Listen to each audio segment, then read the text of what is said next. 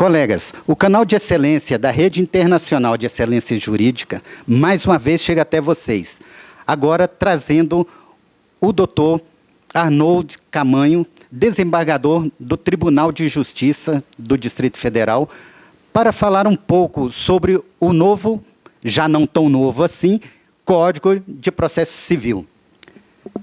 Doutor Camanho, falando com vários colegas advogados, eles deixam transparecer que ainda existe dúvidas na questão de interpretação de algumas situações inovadoras trazidas pelo novo Código de Processo Civil. O que o senhor pode esclarecer para eles a respeito disso? Para mim é um prazer, um privilégio, uma honra estar sendo entrevistado, não só por você, mas podendo falar também para a Rede Internacional de Excelência Jurídica, sobre um tema que me é muito caro, que é exatamente o novo Código de Processo Civil. De fato, nós estamos aqui numa nova fase. O professor Alexandre Câmara fala com muita propriedade que não se trata de um código reformado, mas sim de um novo sistema, né? Como dizia Camões nos Lusíadas, nós vamos cantar para uma nova musa, não para a velha musa remendada. Então, de fato, nós temos aqui que partir do pressuposto para interpretar bem o Código de Processo Civil de alguns vetores importantes. E eu destacaria, assim, 3 ou 4 princípios que ajudariam muito os advogados, os operadores do direito, de um modo geral, na aplicação do novo Código de Processo Civil. Esses princípios seriam, basicamente, os seguintes: o princípio da primazia da solução consensual dos conflitos, o princípio da boa-fé processual, o princípio da cooperação e, por último, o novo princípio do contraditório. O novo código está estruturado em parte geral e parte especial, e esses princípios inauguram logo o primeiro volume, o primeiro livro do novo Código de Processo Civil. Eles estão, respectivamente, nos artigos 1º, nos artigos 5º, 6º, 9º e 10º da parte geral do Código de Processo Civil. Então, com relação ao princípio da primazia da solução consensual dos conflitos, o Código traz uma inovação muito importante, que é a de colocar logo, assim, no início da trilha procedimental, a audiência de conciliação. Contrariamente ao que acontecia no sistema passado, em que a audiência de conciliação acontecia depois de o réu ter oferecido a sua resposta, ter oferecido a sua defesa. Agora não, o primeiro ato do processo é a audiência de conciliação. Então, só quem falou até esse momento foi o autor, que contou lá a sua história para o juiz. O juiz, então, recebe essa petição inicial, marca uma audiência e tenta fazer com que as partes se conciliem. O réu ainda não falou nada. Então, nesse momento, é mais fácil, já que o réu ainda não falou, ter a possibilidade de as partes se autocomporem, porque o réu também não disse ao autor coisas que o autor não gostaria de ouvir. Então, essa tentativa do Código ela é muito louvável, e o Código aposta tanto na vontade das partes, na pretensão de as partes fazerem acordo, que ele até fixa multa para o não comparecimento injustificado do autor ou do réu a essa audiência de conciliação. Essa audiência de conciliação é um ato importante do processo, é o primeiro ato do processo, ela pode durar até 2 meses, o juiz pode ir suspendendo o processo para fazer com que as partes tentem o acordo, sendo que nas ações de família, o próprio Código traz uma peculiaridade importante. Como se busca que as próprias partes resolvam o seu problema nas questões de família, o Código diz que a conciliação nas questões de família não tem prazo. Então, aquela limitação de 2 meses para as causas, digamos assim, normais, nas causas de família não tem prazo. Isso é só uma demonstração da tentativa do Código de efetivamente fazer com que as partes resolvam as suas próprias vidas sem a atuação direta do juiz, ou do conciliador, ou do mediador. Isso tudo faz com que se destaque, ganhe destaque, aliás, no novo Código de Processo Civil, esse princípio da primazia da solução consensual dos conflitos. Outro princípio que eu destacaria, doutor Silvio, é o princípio da boa-fé processual. Esse princípio já existia no Código passado, né? Mas não de forma expressa, de forma tão clara como hoje ele aparece no Código de Processo Civil. no artigo 5º do Código de Processo Civil Novo. Aqui se pretende que todas as pessoas que tenham contato com o processo ajam com boa-fé. Não é a boa-fé subjetiva, aquela que é o contrário da má-fé, mas a boa-fé objetiva, aquela que se espera que todos ajam dessa maneira, com esse comportamento, né?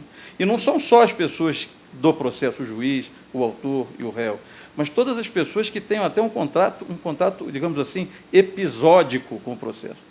O promotor de justiça, o oficial de justiça, o perito, as testemunhas, todas essas pessoas têm que se comportar com boa-fé, com lealdade, com honestidade, com correção, com sensatez, com bom senso.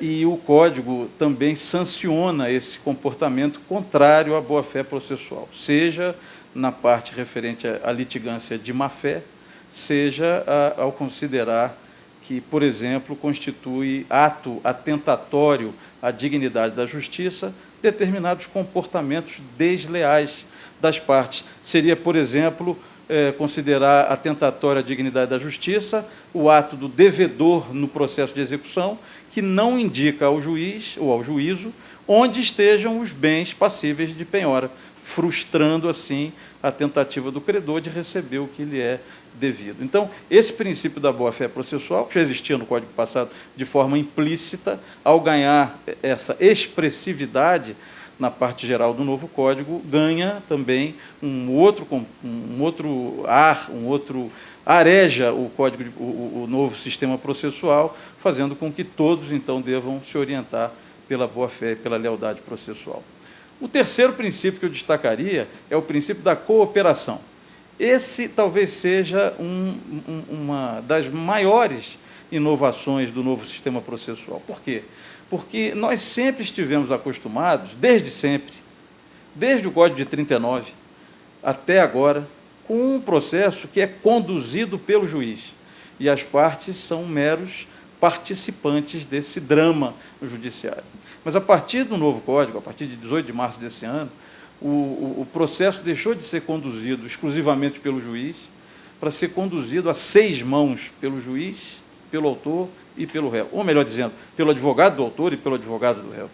Então, deixa de ser um processo em que o juiz exerce um protagonismo para ser um processo em que há uma coparticipação, um processo que a doutrina vem chamando de policêntrico. Não há mais uma pessoa no centro do processo, como autoridade principal, mas um processo que é conduzido a várias mãos.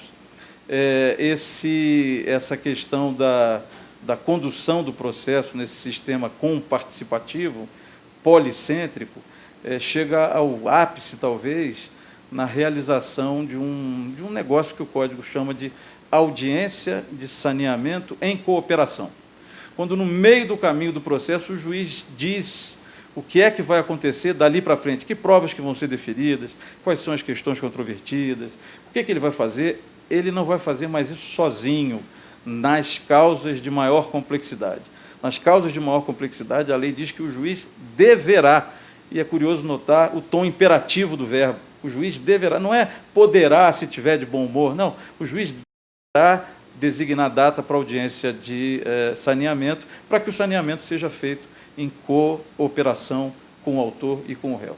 E o último dos princípios que eu chamaria atenção, como princípio informador do novo processo civil, para auxiliar na interpretação dos novos dispositivos legais do Código de Processo Civil de 2015, é o princípio que fixa um novo contraditório. O contraditório é um princípio conhecido, está na Constituição, todo mundo conhece, no artigo 5º, inciso 55, mas pouca gente, às vezes, sabe dizer o que é contraditório. Se você perguntar para um aluno, todo mundo aqui conhece contraditório? Conheço. O que é contraditório? O sujeito vai se enrolar para lembrar o que é. Mas é fácil. Contraditório sempre foi entendido como informação e reação. Eu tenho que ir dando informação para as partes de tudo que acontece no processo e tenho que ir permitindo às partes que elas reajam em razão da informação que receberam. Sempre foi assim, desde sempre. No Código Novo, esse contraditório ganhou um elemento a mais. Além da informação e da reação, é o poder de influência, é o diálogo que as partes mantêm com o juiz para poder influenciar o juiz na tomada das suas decisões. Isso impede também o juiz de proferir as chamadas decisões surpresa. Eu não posso mais, como juiz, simplesmente dar uma decisão, causar uma surpresa para as partes, sem que antes as partes tenham sabido ou tido acesso do que eu vou fazer. Eu, por exemplo, quando recebo um recurso, que eu vejo que o recurso foi interposto fora do prazo, antes eu simplesmente negava seguimento ao recurso. Agora eu tenho que abrir vista a quem recorreu e dizer assim, faculta ao recorrente justificar a tempestividade do recurso. E às vezes isso funciona, porque pode ser que ele diga assim, por a contagem do prazo, Vossa Excelência pode ter desconsiderado o dia tal que foi feriado local e que não teve prazo correndo, foi suspenso o prazo, então, por isso, o recurso é tempestivo. E esse princípio do contraditório, com essa nova coloração, com esse novo contorno, ele chega, talvez, ao máximo de impedir que a parte se surpreenda com uma decisão, quando, no julgamento de um recurso, pelo órgão colegiado de qualquer tribunal, o processo já foi incluído em pauta, o relator já proferiu seu voto, as partes estão ali acompanhando o julgamento, e aí um outro desembargador, um outro ministro, sempre nos órgãos colegiados, suscita de ofício uma questão que ninguém tinha tocado antes. O tema é um, e de repente um outro julgador fala, mas essa matéria está prescrita. Ninguém falou disso nunca. É uma matéria que pode ser suscitada de ofício pelo juiz.